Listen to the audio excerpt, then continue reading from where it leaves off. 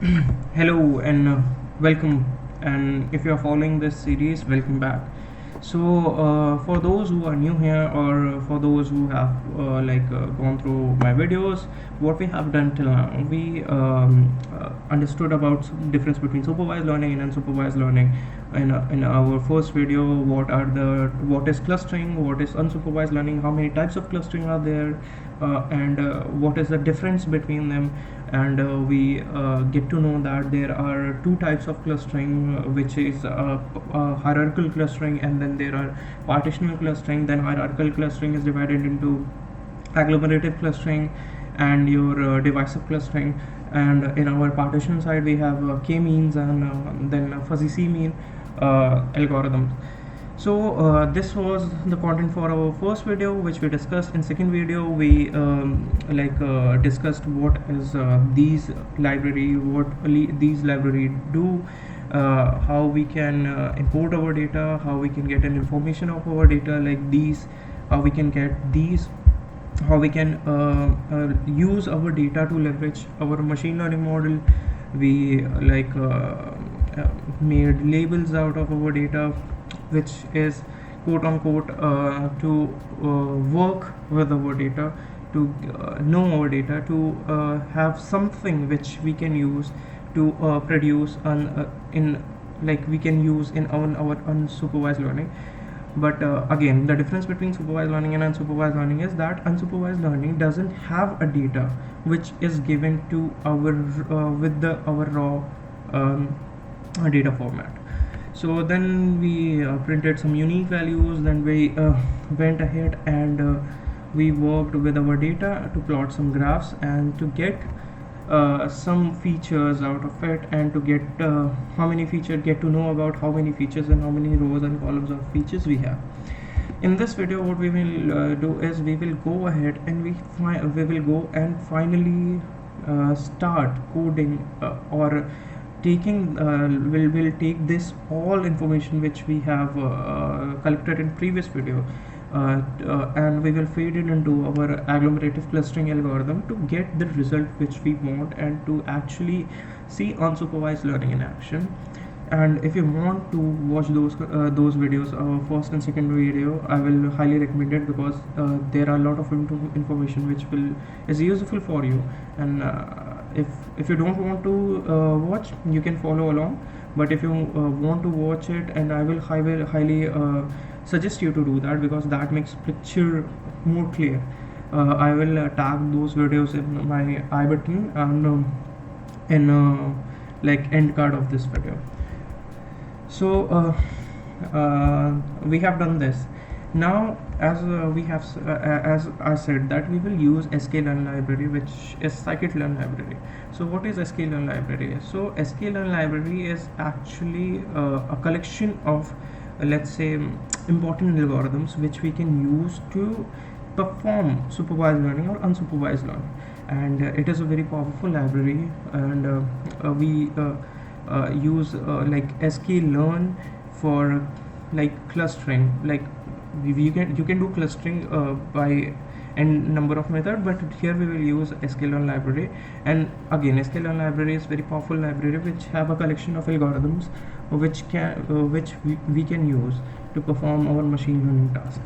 So we will say from sklearn this dot clusters, because we are working with clusters.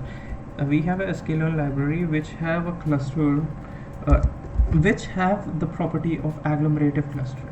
We will say from sklearn dot cluster import agglomerative clustering, USTRING, and we can say one more thing. From sklearn, we want to have, if we use clustering, as we have discussed, that we divide the whole cluster into small parts, or we take small parts or sum them into a bigger part.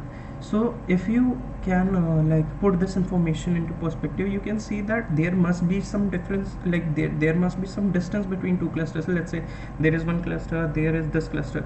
this here is the distance between two clusters. Let's say this is one cluster, this is one cluster, this is one cluster. So the space between them is the distance between those clusters, and if we are saying that we are merging that, we have to calculate the distance. So we will import a pairwise distance property from sklearn, and which comes from sklearn.matrix matrix import pairwise distance. Pairwise distance, let's import it first. It can take time, and if you have not, like if you didn't have your sklearn or scikit-learn library installed in your Jupyter notebook, that this can show error, because you have to first install or pip install your sklearn library. So let me show you how to do that very quick. So I have installed in that. Go ahead and, like, you can say pip install sklearn, and it will give you this installing scikit-learn library and how you can install scikit-learn library. So, or you can follow this documentation from here, or you can go ahead and write pip install your library in Jupyter. It's taking time. Let's see.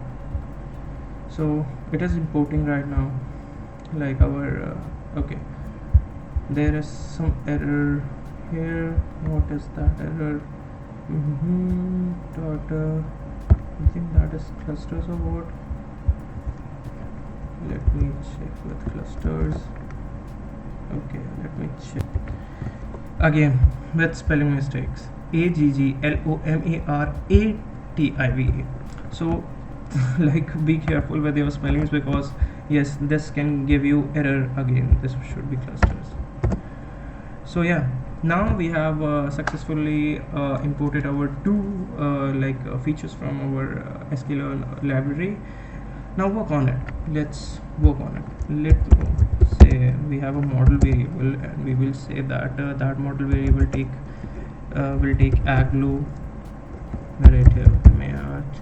I have to be extra careful with the spelling, because that can show error.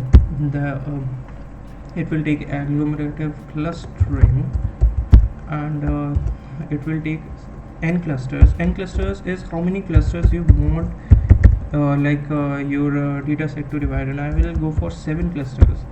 You can play with this. This is actually parameters which you can play and see how good your data sets turn out to be. But I am going for 7 clusters, n clusters. Then we are saying linkage average, and you can find about these parameters in very depth when you search for agglomerative clustering. But in very basic information, this is like number of clusters you want, linkage, what type of linkage you want. I'm going for average, like I want average between. I want our linkage to be of type average. Then I will go for affinity. Affinity is basically with, like, we have a sine property, we have cosine property, trigonometry, because again, in very broad perspective, all we are doing is performing some maths with our data set. To be very honest, machine learning is just a combination of matrix, statistics, and probability to get predictions from our data set. So we are just performing mathematical operations on our data set. And cosine, if you have basic understanding of trigonometry, you know what cosine is: sine, cosine, and tan values. So we are saying that we will go for cosine affinity. Again, if you want to read about this in depth, you can find that documentation on sklearn agglomerative clustering. But again, if you want me to show you here only, let's go for that. So here is how to install your sklearn. This is a documentation to install, and here is how you can pip install. You can pip install by saying pip install scikit-learn, and this should install your scikit-learn library. And let's say we want documentation on sklearn, again with the spelling MERATI.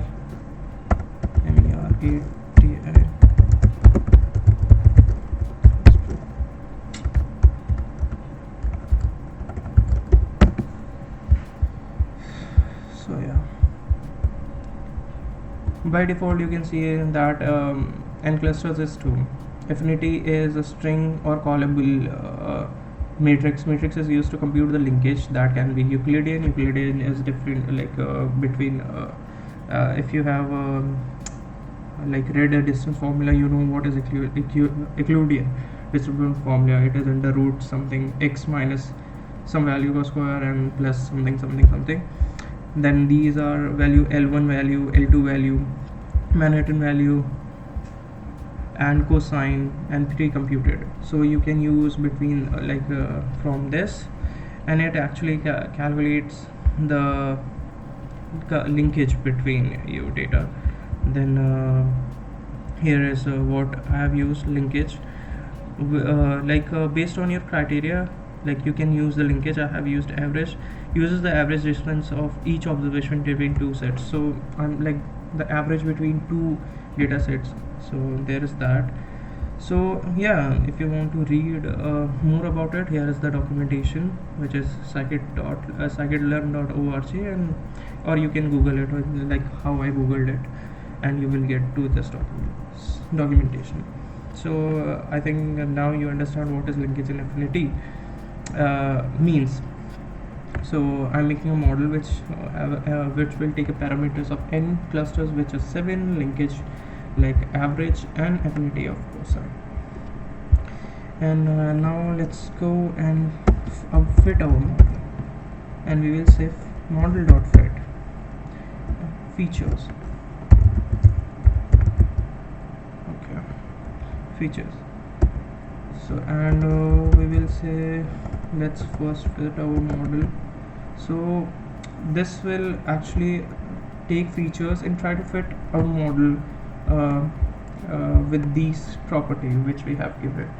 And then after that we will go for label, which is here.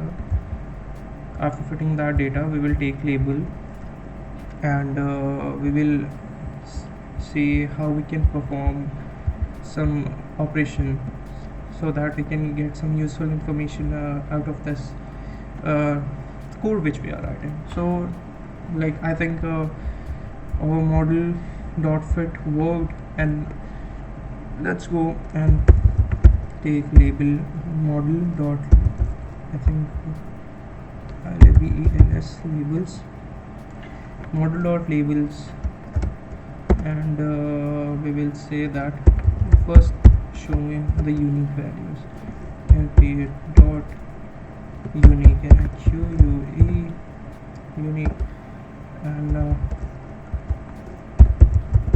model dot address. So again we are getting the same information like 1 2 3 4 as previous, and yeah, these are the unique values. We cross checked it. Let's say we want our labels to be label is equal to label, and like see, I'm performing all these operation to actually get the meaningful information out of our data set. And this is like when you get different kind of data set, you have to perform different kind of feature engineering, exploratory data analysis, EDA, which is a fancy term to say that find some useful information from broad perspective of data, and just find some data which we can use to make our machine learning model. All EDA, which is exploratory data analysis and feature engineering, all these terms basically means that filter your data in such a way that you can make a useful machine learning algorithm out of it. Like let's say I have a roll number, I have a name of a student, I have a age and sex and everything. Like let's say in which school he goes, and is there like he is a single child, or he has a sibling, or he's a single mother, like he has a single mother or a single father, or like both of the parents are there. So if we have these kind of data sets, like we have all the information of this, and we want to give some, let's say, benefits. Let's say we are distributing some benefits which we received from our government to distribute between students. How we can do that?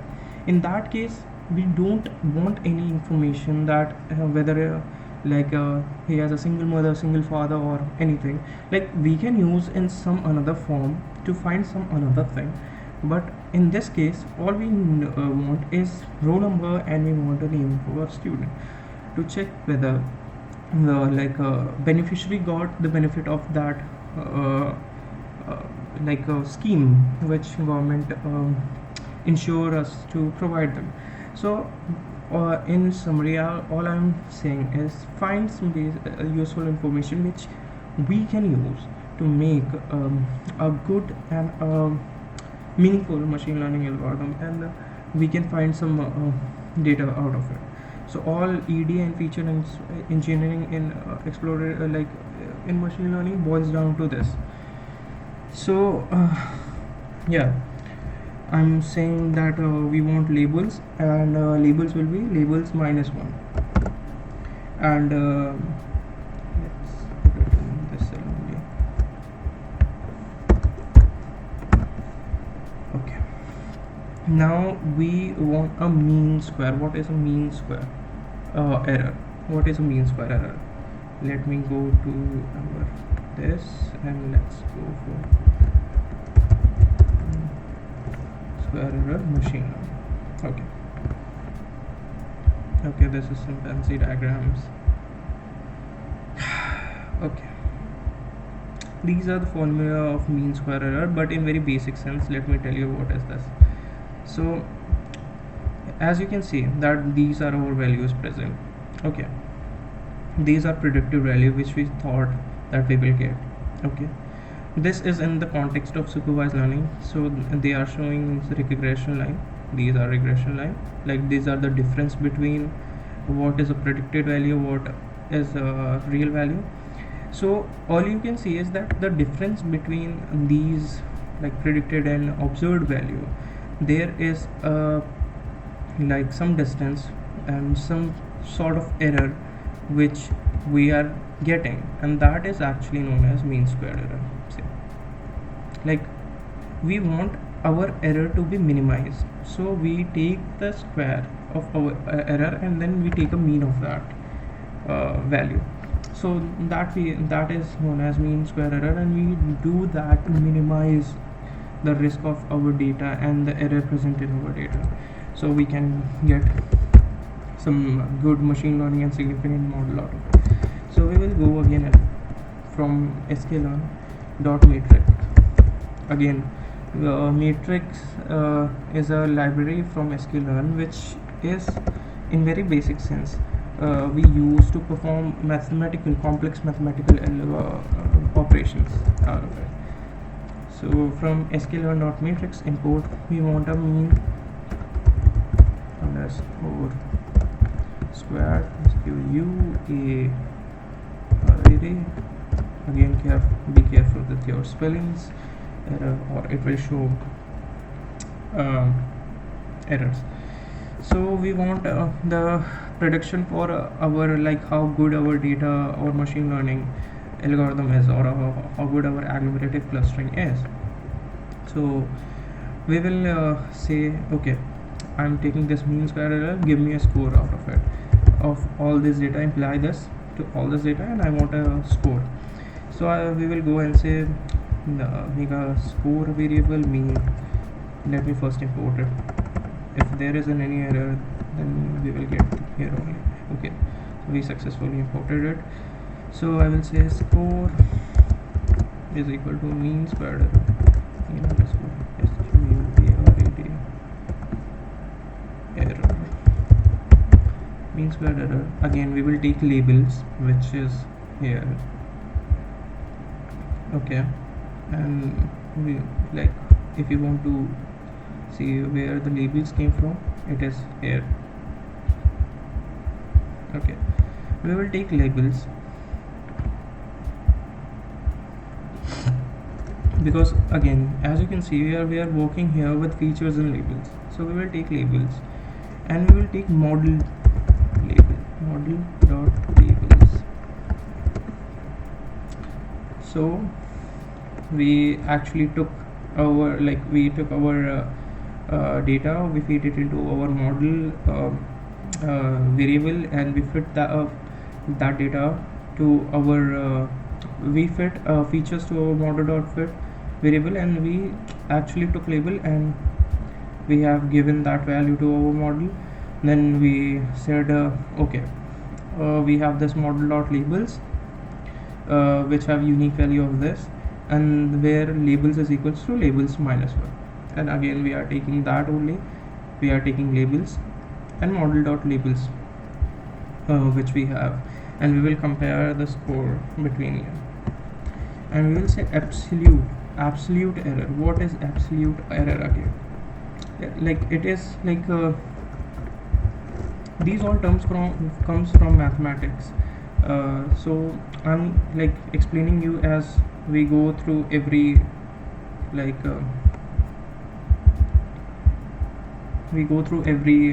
terms which we find out. Absolute error. So again, like what is absolute error? These all are some fancy formulas for absolute error. So again, it in very basic sense, it is about like how we can have our error minimized, and again mean absolute error, this only. So it is basically the same thing, mean absolute error, which I explained like 2-3 minutes ago. So I will say ki mean absolute error is equals to np dot square root sqrt dot square root, and we will say score. Again, score is coming from this. We have took the mean squared error of these all terms, we got some values, then we will say that score like square root that value which you got from these all things, and then it will give us absolute error of that, and then we will say print that absolute error which we are working with.